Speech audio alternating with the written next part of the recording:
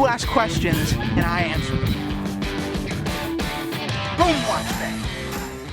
What is up, Watch Geeks, and welcome to episode 73 of Ask TNH. Wristwatch check, I guess. I'm wearing the old trusty GMT again. It's so hard to get a good angle, right? I usually don't wear sports watches like this, all year round. It's very much so a summer thing. I've been doing my best to hit Instagram. Follow us on Instagram at Theo Harris, by the way. Really hard recently, but all of our watches are in California with our photographer, Anna. Follow Anna on Instagram as well. And so I haven't had the watches in my hand, so it's super hard for me to show you guys what is in our shop at the moment. But there's some really cool stuff. So anyway, so check it out. I guess I'm going to get into the question. So I knew this question was going to happen as soon as the news was released, but someone wants to know what are my thoughts on the Bamford Heritage Milsub. So what are my thoughts on it? I have a couple thoughts on it. Let's start off with the cosmetic thoughts, right? I don't understand why the patina on the hands and the dial and the markers is different. Doesn't make any sense to me. And it actually made me second guess myself. I actually went on the internet and I was like, hey, maybe I'll look at a couple more 100 photos of Milsubs. I'm not wrong.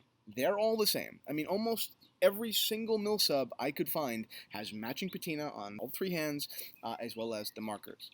So why did Bamford make the decision to have these two different shades, one almost a grayish, and then this custard? It doesn't make any sense to me. That's my first thought. They allow you to customize, so I have a little B where the tritium T would go.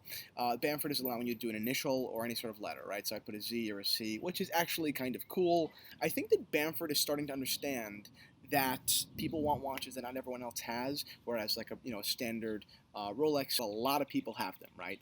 So I think that they were right. They're one of the thought leaders in saying, let's customize this. But I feel like since they've been created, since they've started their business, plenty of other players have entered the game, but they've done it different and arguably better, right? That the big guys that I always go to are Tempest Machina Watch Company, right? I think that they're super cool. The 216A was their first model, and it's kind of an homage to the 6538, right? The vintage sub, and they did a really good job. But I think that with this new movement, with these companies, Bamford realized that these people are actually causing a stir, and the consumers actually want vintage-inspired remakes, right? These customized watches that look a lot like vintage, but they have that really robust modern build.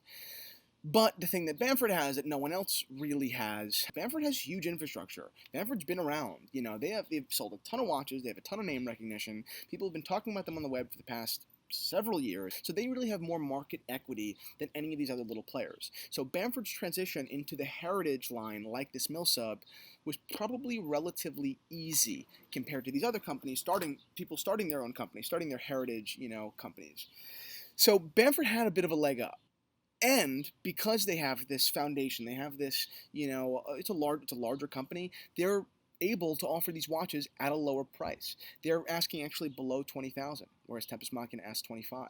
Personally, I think the Tempest Machina 216A is a cooler looking watch. I think it makes more sense in its design. Overall, the watch, I love the Milsub just as much as everybody else, right? I think that the Milsub is probably, the coolest iteration of the Submariner. That's not a unique thought. That's a thought that many people have. If you guys don't know, you have the tritium T for, the material that's used. You have the fully gradated bezel up to 60 as opposed to, 10, right, on the regular sub. Sword hands. These were watches that were actually used in the British military. But I think what was the most interesting part of this entire situation was this company called Special Force Issue.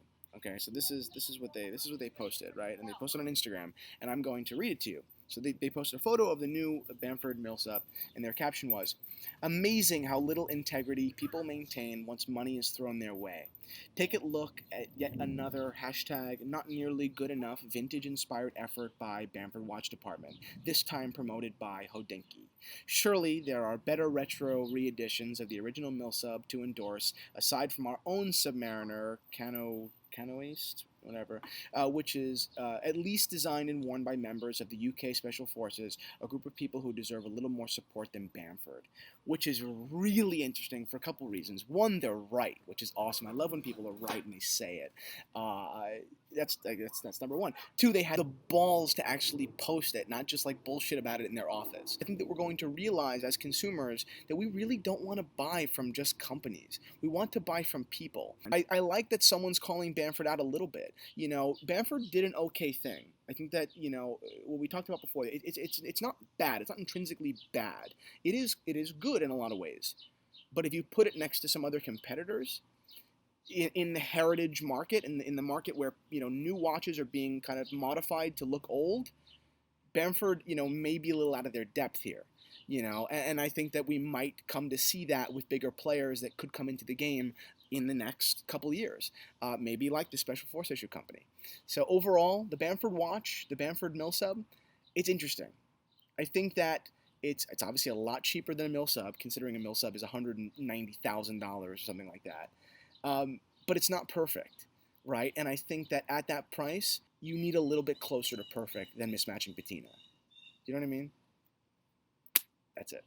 Thank you guys for watching episode 73 of Ask T and H. Hope you guys enjoyed this. It was kind of a longer episode, but I really enjoyed the topic. And I'm going to get into Special Force issue watches later on. I think they're super interesting, and I actually, so far, I only have positive things to say. So that rarely happens. But anyway, thank you guys for watching.